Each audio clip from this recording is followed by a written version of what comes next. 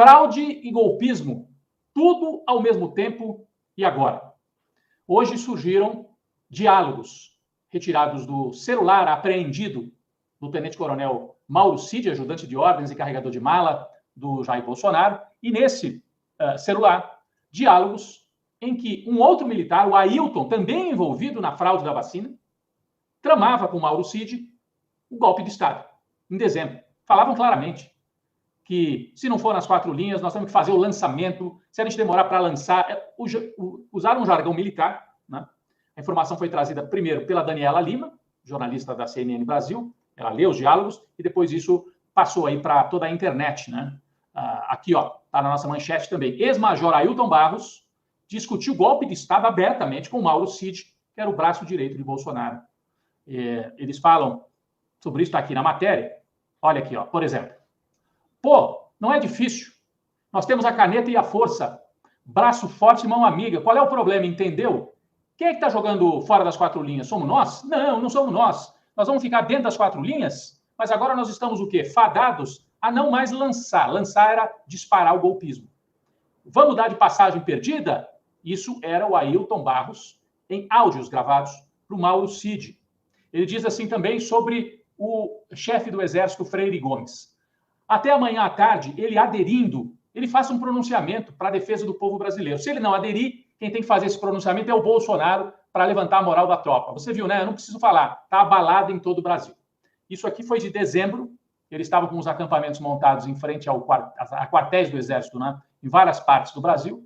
E estavam tramando o golpe. É muito grave isso. Isso é o braço direito do Bolsonaro. O Mauro Cid está enrolado, para dizer o mínimo, no caso das joias, já que ele foi o articulador das tentativas de resgatar os pacotes de joias que foram barrados em Guarulhos, então o caso das joias, o caso do cartão corporativo da Michele Bolsonaro, porque ele que operava, né? Uma espécie de rachadinha federal, usando o cartão corporativo, sacava em dinheiro. É assim que eles faziam lá na Assembleia, o mesmo know-how na Assembleia do Rio de Janeiro, na Alerj.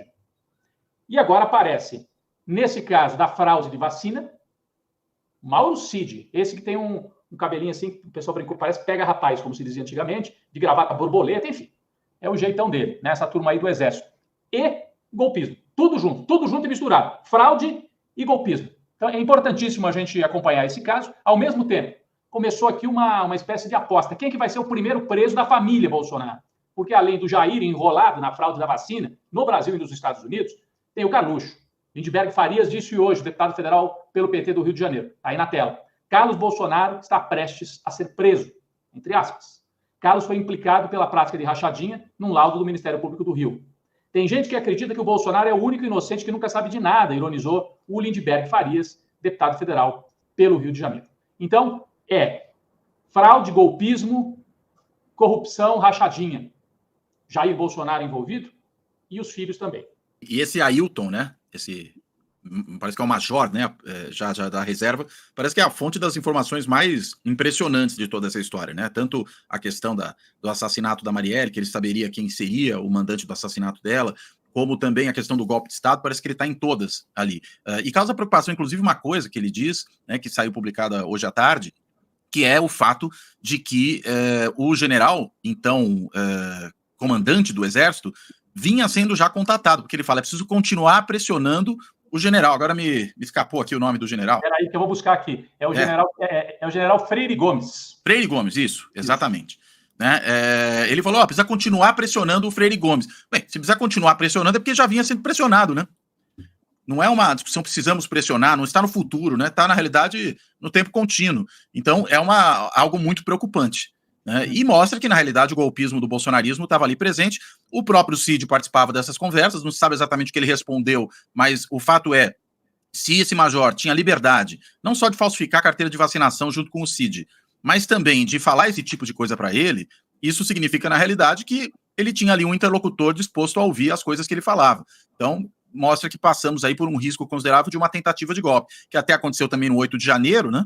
Mas que poderia ter acontecido antes e até se tentou mobilizar as Forças Armadas para isso. Interessante que eles queriam também mobilizar aquela brigada especial, né, que fica ali perto de Brasília, para prender o ministro Supremo Alexandre de Moraes. Essa mesma brigada é aquela para a qual havia sido indicado o tenente-coronel Cid para ocupar. mas que o presidente Lula negou essa ocupação. Isso deu um atrito ali com o então chefe do Exército, que levou a sua demissão e substituição pelo general Tomás. Então, tem muita coisa. O que você falou, né? Puxa a pena, vem a galinha. É só para deixar claro, você fala desses dois personagens. Do lado esquerdo, o Ailton, que é um ex-major. E do lado direito, com a farda do Exército e tudo, o tenente-coronel Mauro Cid, que era ajudante de ordem, carregador de mala, tentava liberar joias na alfândega, ele fazia de tudo para o Bolsonaro, pagava conta, faz tudo no Bolsonaro. É uma espécie de Queiroz fardado, né? Como é que é? É um Queiroz. É uma boa definição. Ele é um Queiroz de fardas. É um Queiroz de fardas. Vamos ver se ele vai se esconder em Atibaia. Não deu tempo, né? Ele estava na Vila Militar e achou que ninguém ia buscá-lo lá. E a Polícia Federal foi buscá-lo dentro da Vila Militar. E outra coisa, Cláudio, ontem a gente passou meio batido por isso, eu falei aqui mais rápido. $35 mil dentro da casa do tenente-coronel. Quando a gente fala tenente-coronel, ele é coronel, um pouquinho abaixo do coronel, né? Ele está próximo do posto de coronel. Mauro Cid, $35 mil em espécie na casa dele. Mais R$18 mil.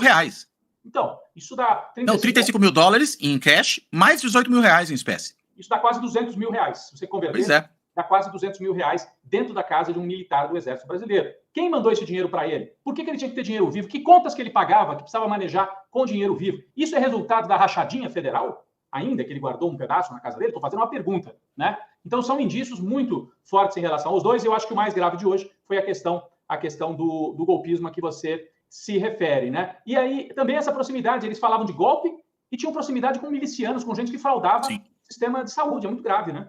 É gravíssimo, né? E reforça aquela percepção que a gente já tinha, né? Enfim, por uma série de razões, por vínculos pessoais, nomeação de gente para gabinete, homenagens, vizinhança, até namoro do filho com namorada, com filha do miliciano. Ou seja, tinha um monte de vínculos, né, do Bolsonaro com as milícias no Rio de Janeiro e da família Bolsonaro, né, com as milícias no Rio de Janeiro.